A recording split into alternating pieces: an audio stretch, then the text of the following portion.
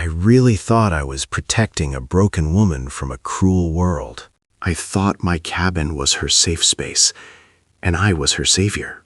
Man, what an arrogant lie that turned out to be. To understand how I got so completely fooled, you gotta understand the kind of isolation out here. I live deep in the Bitterroot Range.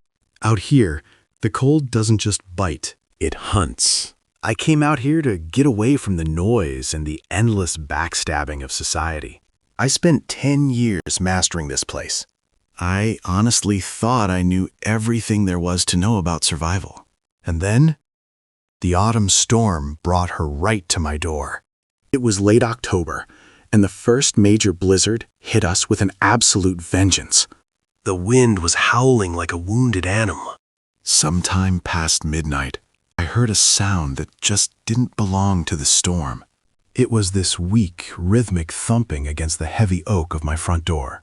I had no idea what was out there. When I threw the iron latch and pulled that door open, the wind nearly knocked me flat on my back. I could barely see a thing through the blowing snow. Lying face down on the frozen planks of my porch was a woman. She was half buried in the drifting snow, and her clothes were just shredded into frozen rags. I dragged her inside, right into the light of the hearth. I'm not gonna lie. I honestly thought I was pulling a corpse out of the cold. She was dangerously underweight. Her lips were the color of bruised plums, and her fingers were completely blackened with severe frostnip. I had to work fast if she was going to make it through the night. But it was her throat that really caught my attention. There was this strange, jagged mass of scar tissue right across the front of her neck. It looked incredibly painful. For 4 straight days, I fought a war against the cold. I kept the hearth roaring until the stones practically cracked. I melted snow and fed her warm broth, just praying she'd pull through. On the 5th day, her eyes finally fluttered open. They were the color of winter ice. Say, in a natural American voice, intense, sharp, hyper-alert, and piercing right through me. I introduced myself and told her she was safe now. I asked her name, where she came from, and who did this to her. I just wanted to understand what drove her out into that storm. She just stared at me. She opened her mouth like she was going to speak, but nothing came out. Not a whisper. Not a gasp.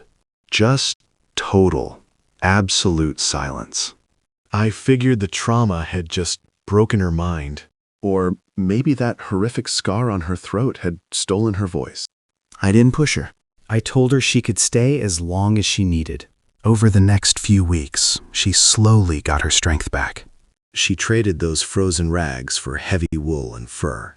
And she started moving around the cabin with this quiet, disciplined grace. I handed her some charcoal and birch bark so she could write her name. Instead, she just drew a rough sketch of a berg. So I started calling her Maeve. We fell into this quiet, profound rhythm. She was relentless, working harder than any man I'd ever known. Chopping wood and hauling water with a terrifying kind of endurance. I found myself falling deeply in love with her. I loved her resilience and the fierce way she looked at the mountains. The silence between us wasn't empty anymore. It felt heavy, but peaceful. By the time the spring thaw came, she had no intention of leaving. We stood on the ridge, and I made a quiet vow to protect her. We were married in the absolute silence of the wilderness. I finally felt like a true protector.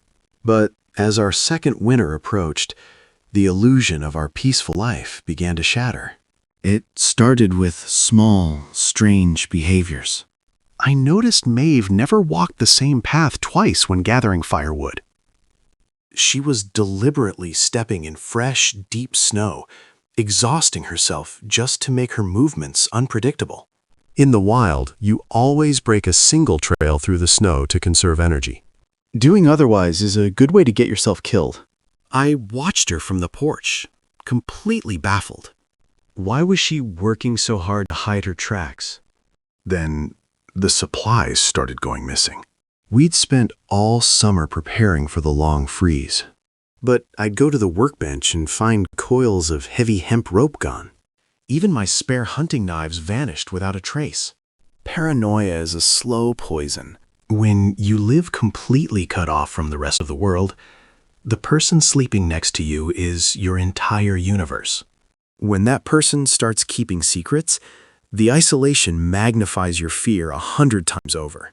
I started watching her closely. I noticed she'd sit by the window at night, just staring out into the pitch-black timberline. She wasn't relaxing. She was waiting for something. As she stared into the dark, her hand would rest on the handle of her skinning knife. It was the posture of a cornered animal, someone expecting an imminent attack right in their own home. I began to feel a deep, sickening sense of betrayal. Was she stealing from me? Was she planning to hoard supplies and run away as soon as the weather turned? Or worse, was she losing her mind to the isolation? I couldn't take it anymore, so I tried to confront her. I begged her to communicate with me. I handed her the charcoal and bark, pleading with her to draw pictures, to gesture. I just needed to know what she was so afraid of. But she wouldn't give me anything. She just looked at me with those cold, piercing eyes. Her face was an absolute mask of stone. She just shook her head. Then she turned and walked away. The emotional distance between us became a massive chasm. I felt like I was living with a complete stranger. A dangerous, unpredictable stranger. Late November rolled in, bringing this bitter cold that just seeped right into your bones. I couldn't take the secrecy anymore, so I told Maeve I was heading down to check the trap lines. It was a lie, of course. I just needed an excuse to see what she was really doing out there. Instead of heading to the valley, I doubled back the second I was out of sight. I followed her tracks deep into the pine forest, almost 2 miles from the cabin. I made sure to stay downwind so she wouldn't hear me coming. I stayed low and crept up behind this massive granite boulder right off the trail. I peeked around the freezing stone, and there she was. She had no idea I was watching her. She was completely locked in on whatever she was doing. I watched in absolute horror as the woman I loved knelt in the freezing snow. She wasn't building a stash to run away like I thought. She was working with her bare hands. Her movements were so precise, almost terrifyingly calculated. She was weaving these thin, nearly invisible strands of braided pine root right across the trail. It was a tripwire. She was hiding it perfectly just beneath the fresh powder. Seeing that kind of lethal skill, it sent a chill right down my spine. I followed the line of the root up into the dark branches of the pines. Say, in a natural American voice, was this massive, heavy timber log. She was building a deadfall, a trap designed to drop hundreds of pounds of frozen wood on whatever walked through there. The reality of it hit me like a punch to the gut. She wasn't angling this trap toward the wild to catch game. She was angling it toward the only trail that led back down to civilization. My heart was just hammering in my chest. She wasn't just surviving out here. She was preparing for a war. She was expecting someone to come up that mountain, and she was ready to kill them. When she finally headed back, I stayed behind in the shadows. I crept out and carefully dismantled the tripwire. My hands were shaking. If she was in danger, why didn't she just tell me? I felt completely useless. Kind of emasculated, honestly. Saying in a natural American voice, bitter and cold. That betrayal stung worse than the freezing wind. I hurried back to the cabin, making sure to beat her there. My mind was just racing with all these dark thoughts. I decided to do something I swore I'd never do. I was gonna search her things. I tore through the cabin, my mind racing with dark suspicions. I ripped up the floorboards beneath our bed. And hidden under a pile of old furs. I found it. A heavy iron lockbox. I carried the heavy box to the workbench. My hands were trembling with a mix of anger and dread. I grabbed a heavy steel chisel, and with one violent strike, I snapped the ancient lock. The heavy lid creaked open. Inside, resting on a piece of faded crimson velvet, was a tarnished silver star. A United States Marshal's badge? And right beneath it, a small, weather-beaten leather journal. My hands were shaking uncontrollably as I picked up the journal. I opened its cracked leather cover. The handwriting inside wasn't hers. It was sharp, disciplined, and written by a man named Elias Vance. The journal detailed a highly classified government mapping expedition. They had gone deep into the unmapped northern territories. It spoke of a massive illegal gold claim hidden in the ice caves, and the terrifying realization that the 4 men hired to guide them were planning a mutiny. The final entry was frantic, written in smeared dark ink. Say, Elias wrote that the men had cut the horses loose and hidden the rifles. He knew he wouldn't survive the dawn. He only prayed that his daughter Maeve could use what he taught her to vanish into the ice. I dropped the journal onto the table. The floor felt like it was dropping out from underneath me. She wasn't a fragile victim who had wandered away from a settlement. She was the sole survivor of a brutal wilderness mutiny, hunted by the men who murdered her father. Before I could even process the sheer magnitude of this discovery, the iron latch clicked. The heavy cabin door swung open. Maeve stood in the doorway, her heavy fur coat covered in fresh snow. She stepped inside, and her piercing ice-blue eyes immediately dropped to the table. She saw the broken iron lockbox. She saw the tarnished silver badge. And she saw the open pages of her father's journal. For the first time since I had pulled her half-frozen body from the snow, her stoic mask shattered. I watched as genuine, raw panic flashed across her pale face. She realized her deepest secret had just been exposed. And the war she was preparing for was no longer hers alone. I stood up, gripping that little leather book like a lifeline. "Why didn't you tell me?" I asked her, my voice completely breaking. I told her I thought she was losing her mind out there. She didn't even try to defend herself. She just stood there, staring right through me. Then she slowly raised a shaking hand and pointed straight at the window. I turned and looked out the glass. The sky had turned this sickly, bruised purple color. The pressure dropped so fast my ears actually popped. The trees were bending completely sideways. It was a total whiteout. The kind of apocalyptic storm that just swallows the whole mountain. We were instantly, completely cut off from the rest of the world. Nobody was leaving for weeks. For 3 days, that storm just raged. We sat in the cabin in this agonizing, heavy silence. I felt so useless. I'd spent a year playing the brave protector, while she carried this terrifying burden all by herself. On the 3rd night, the wind finally died down. It left behind this eerie, suffocating quiet. And then a sound shattered. 3 heavy, deliberate knocks on the front door. My blood ran completely cold.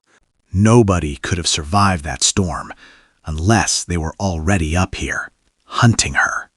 I looked over at Maeve. Her face was just a mask of absolute stone. She didn't panic at all.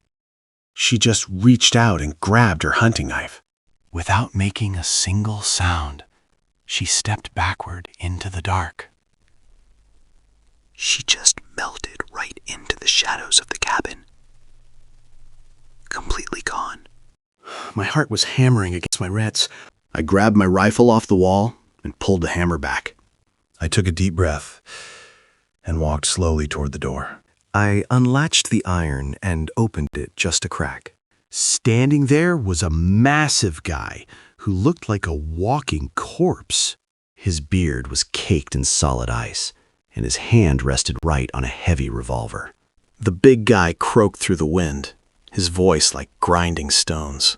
He claimed they had silver for a spot by the fire.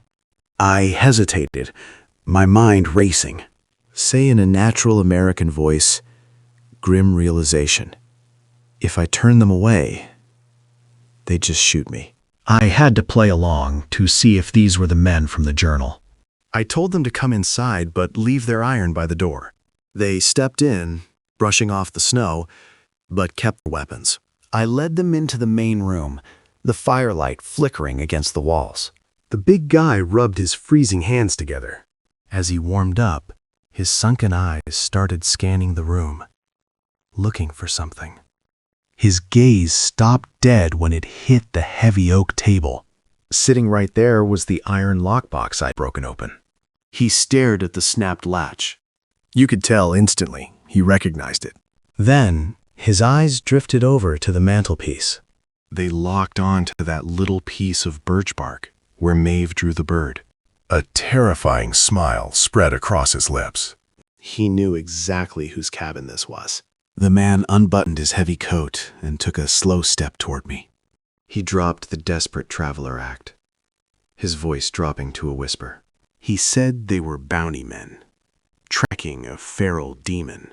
He spun a horrific lie, claiming she murdered her own father and stole the gold. His hand hovered right over his revolver. He demanded to know where she was, promising to let me live if I gave her up. The audacity of his lie made my stomach churn.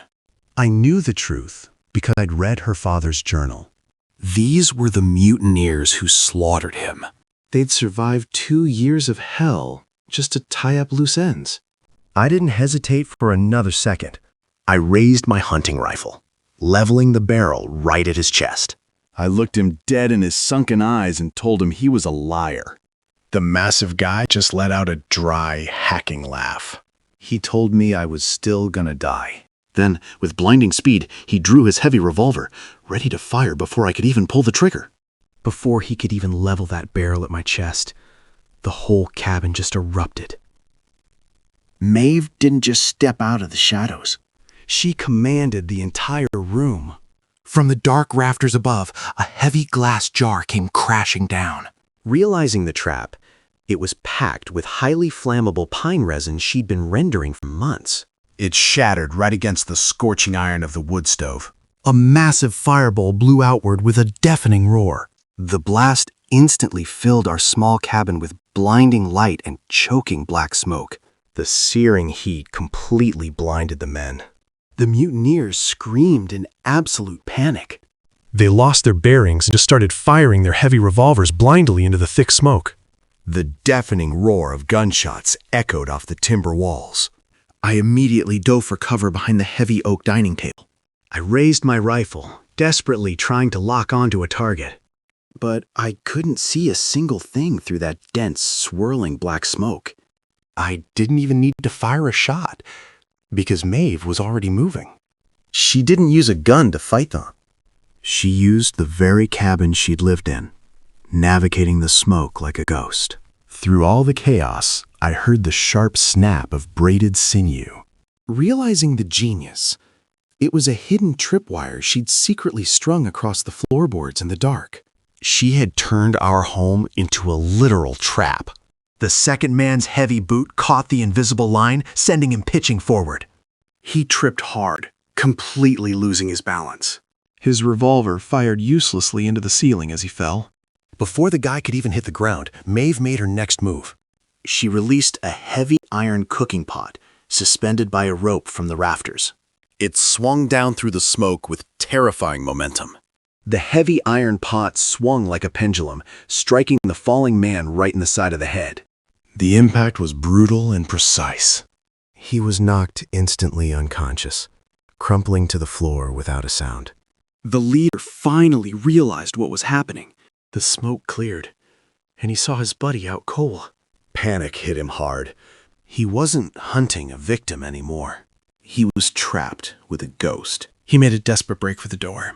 He burst through that heavy oak door like a man on fire. He stumbled out onto the frozen porch, gasping for air. The storm was still howling, swallowing everything. He didn't even try to fight. He just ran blindly into the whiteout. Inside, my ears were ringing like crazy from those gunshots. I scrambled up from behind the table, my heart practically beating out of my chest. I gripped my rifle tight. I rushed straight for the open door, ready to do whatever it took. I hit the doorway and leveled my rifle, expecting to see him making a break for the trees. That freezing wind bit right into my face. I was ready to pull the trigger. But what I saw outside wasn't what I expected at all. Maeve was already out there. She didn't even chase the guy. She just stepped out into the storm and waited. She stood perfectly still in the deep snow. She was just watching him run, exactly where she wanted him to go. The leader was sprinting down that narrow trail away from the cabin. He kept looking back over his shoulder, terrified she was right behind him. His heavy boots were tearing through the deep snow. He wasn't even looking at what was right in front of him. He didn't notice the snow was disturbed. He didn't see the tripwire she'd rebuilt and hidden perfectly under the powder. His heavy boot caught that invisible line of braided root. There was this loud, mechanical snap that echoed through the freezing air. High up in the pine canopy, the trap finally sprang. A massive timber log, held up by thick braided roots, dropped from the shadows. It swung down with terrifying speed.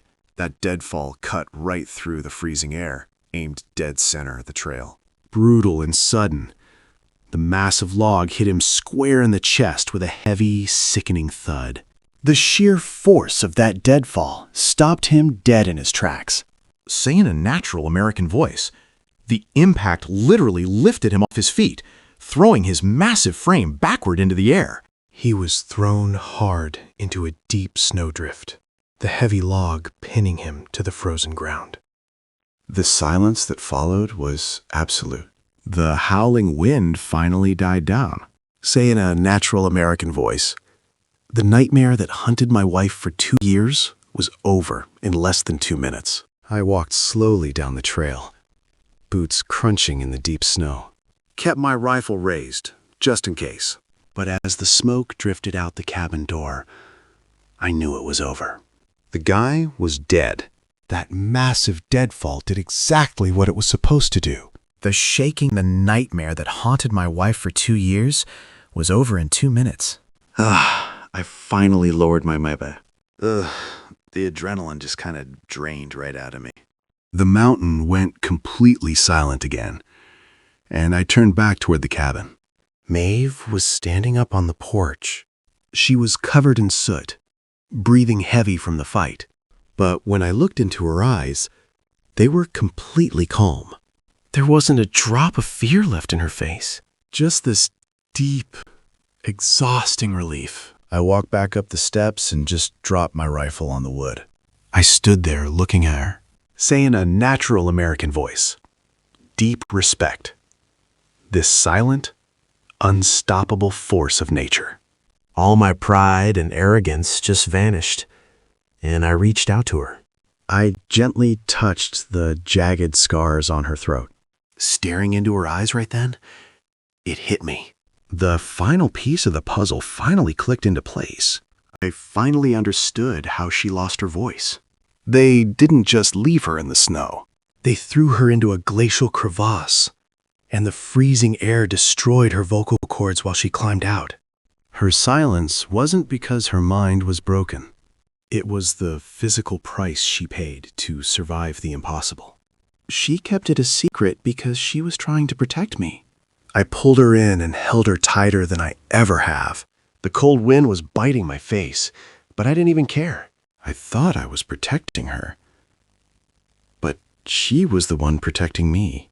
We stood there on the frozen porch, holding on to each other as the wind whipped around us. The cold didn't even matter anymore. Slowly, we pulled apart. Our eyes met in the fading light. We didn't say a single word. We really didn't need to. With a shared look, we knew what had to be done. We walked down the steps together, approaching the trap where the leader lay. The trap had ended her 2-year nightmare. Together, we grabbed his heavy coat, and we started dragging him away from our home. We hauled him deep into the pine forest. It was exhausting work, but we moved in perfect rhythm. The silence between us wasn't a wall of paranoia anymore. It was a bridge built of absolute trust. Every step through the snow cemented our new reality. We were a team now. We went back for the second man. Dragging him out to clear our sanctuary. The heavy work kept the freezing cold at bay. I looked down at the churned-up snow outside our door. Dark and heavy, the pristine white was scarred by the struggle. A stark reminder of what we'd just survived. I thought I was protecting a broken woman, Playing the role of the arrogant savior. But I didn't realize until the snow ran red that she was the one protecting me. Fresh snow started falling, covering the stains. We stood at the tree line, looking back at our cabin. It wasn't just a shelter anymore. It was our fortress. We went back inside and built the fire back up. The cabin was a wreck from the fight, but it felt warmer than ever. We just sat at that old oak table. I took that tarnished silver star and her father's journal, and I put them gently back into the box. I closed the heavy iron lid. She didn't have to hide her past anymore, but it was hers to keep. I watched her moving around the room, sweeping up the broken glass and fixing the chairs. The way I looked at her had completely changed. I didn't see a fragile bird anymore. I saw a survivor who outsmarted the wolves. She stopped and looked back at me from across the room. For the first time since I found her, that intense, guarded tension in her shoulders was just gone. Her eyes were finally at peace. The war was over. The next morning, that massive blizzard finally broke. The dark sky cleared out, leaving this brilliant, blinding blue. The sun came up over the peaks, casting these long, golden shadows across the snowdrifts burying our cabin. We stepped out onto the porch together, just breathing in that sharp, freezing air. The whole world felt brand new, washed clean by the storm. We walked out into the snow, not to build traps, but just to be together. I reached out and took her hand. Her fingers were still scarred from the frostbite, but her grip was so incredibly strong. We didn't need words to talk to each other. That silence was our own language now. We spent the rest of that winter in this deep, peaceful harmony. All that paranoia that had been eating at me was completely gone. When she stared out the window at night, she wasn't looking for monsters anymore. That pale scar across her throat wasn't a symbol of her being a victim. To me, it was a badge of honor. It was proof that she looked death in the eye at the bottom of that ice and refused to give up. The Bitterroot Range is still a harsh, unforgiving place. The cold still hunts out here, and the mountains demand your respect.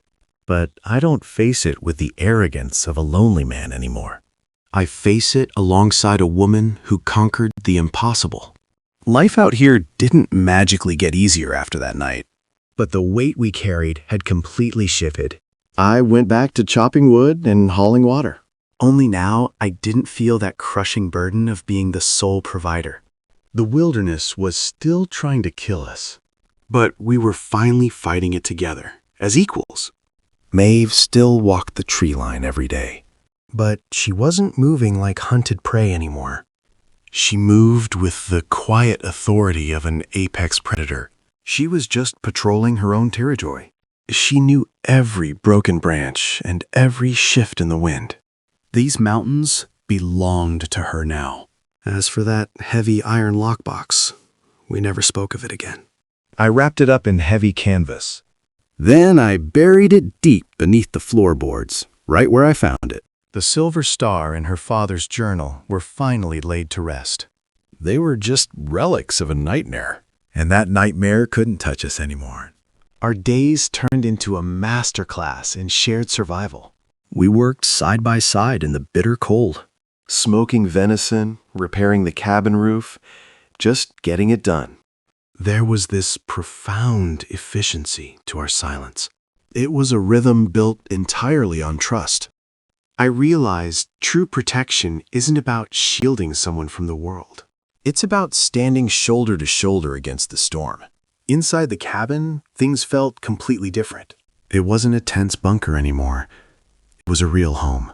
I took that little piece of birch bark with her drawing of the bird, and I set it right up on the stone mantelpiece. It was a quiet reminder of the day she chose to stay. The very first piece of our shared history. In the evenings, we'd just sit by the roaring fire. The crackling wood was the only sound in the room. I'd clean my rifle, and she'd mend our heavy furs. Every now and then, she'd look up and meet my eyes. That huge gap of paranoia between us was completely gone, replaced by this deep, unspoken understanding. We had survived the absolute worst the world had to offer. Eventually, the brutal grip of winter started to loosen. Those massive snowdrifts around the cabin slowly began to recede. You could hear the sound of dripping water echoing through the trees. The spring thaw had finally arrived. The ice that had trapped us for so long was melting away. It felt like the mountains themselves were exhaling a long-held breath. I watched Maeve stand up on the high granite ridge behind our home. The gentle spring wind was catching her dark hair. She wasn't looking back at the past anymore. And she sure wasn't hiding from the future. She was just existing in the present. A true conqueror of the ice. She's the most terrifying and beautiful force of nature I've ever known. I used to think I moved out here to escape the lies of the world. I thought the freezing cold was the only honest thing left. But the truth is, the cold doesn't care about honesty. It only cares about endurance. The only real truth I ever found out here Was the unbreakable will of the woman who refused to let the cold take her. as the sun dipped below those jagged peaks. It cast this warm, golden twilight over our cabin. I finally understood my place in this wild world. I wasn't a savior, And I certainly wasn't the master of the wilderness. I was just a man, lucky enough to share a fire with a survivor of the impossible. And for the rest of my days, that's going to be more than enough. The Bitterroot Range never really softens, even when the snow melts. Those jagged peaks are a constant reminder of the harsh reality we chose. But looking at them now, they don't feel like a fortress anymore. They feel like a testament to what we've actually overcome. I used to walk these woods thinking I'd mastered nature. I thought my 10 years out here made me an expert. Now I walk behind Maeve and watch how she reads the forest. She started teaching me the things her father taught her. We'd spend hours out in the dense pines. Her scarred hands showing me how to weave those invisible strands of root. She wasn't just showing me how to build traps. I learned how to step without breaking a single twig. How to mask my scent and move with total precision. The guy who thought he was the protector had become the student. When autumn rolled around again, we prepped for the freeze together. No more missing supplies or secret stashes in the dark. Every piece of smoked meat was a shared effort. We were building our sanctuary, side by side. I often stare at that little piece of birch bark on the mantel. I used to think it was a fragile creature looking for shelter. Now, I know it's a hawk that chose to nest in the storm. The first frost of our third winter arrived with a sharp wind. The sky turned that familiar bruised purple. But this time, there was no dread in my chest. We just latched the heavy door and stoked the fire. We stood on the porch, watching the first heavy flakes fall. The wilderness was gearing up to test us all over again. Maeve leaned against my shoulder, her eyes completely calm. We were more than ready. Inside, the warmth of the hearth pushed back against the dark. I looked at our hands resting on the scarred oak table. two people who had been broken by the world, only to forge something unbreakable out here in the ice. The silence between us settled over the cabin, heavy and peaceful. It was no longer a wall built of secrets and paranoia. That silence was a bridge built of absolute, unbreakable trust, connecting two souls who had survived the impossible. I used to think a man's job out here was to be a shield. I really believed I built this life to protect someone fragile. It was just a comforting lie, I told myself. We buried that lockbox and the silver star deep under the floorboards. We don't ever look at them. The ghosts of her past belong to the mountain now. Maeve doesn't just survive out here. She commands it. When she looks at those peaks, there's no fear in her eyes. She conquered the very thing that tried to kill her. Her silence isn't a mystery to me anymore. It's a physical reminder of the impossible price she paid. Every time I see those scars, I'm just humbled by her sheer will. We don't walk separate paths in the snow anymore. We break a single trail together. All that paranoia is gone, replaced by this quiet, unbreakable partnership. The Bitterroot Range hasn't changed one bit. The wind still howls, and the cold still hunts in the dark. It'll kill you the second you drop your guard. But we don't fear it anymore. This cabin isn't just a hiding place anywhere. It's a fortress built by two people who know exactly what it takes to endure. The fire burns brighter because we know the darkness outside. I still think about that night the snow turned red. That was the night my arrogance finally shattered. While I was playing the brave woodsman, she was silently fighting a war to keep me alive. I really thought I was protecting a broken woman from a cruel world. I thought I was her savior. But standing here now, I know the terrifying truth. I didn't rescue a fragile victim. I married a survivor of the impossible. And I didn't realize until the very end, she was the one protecting me.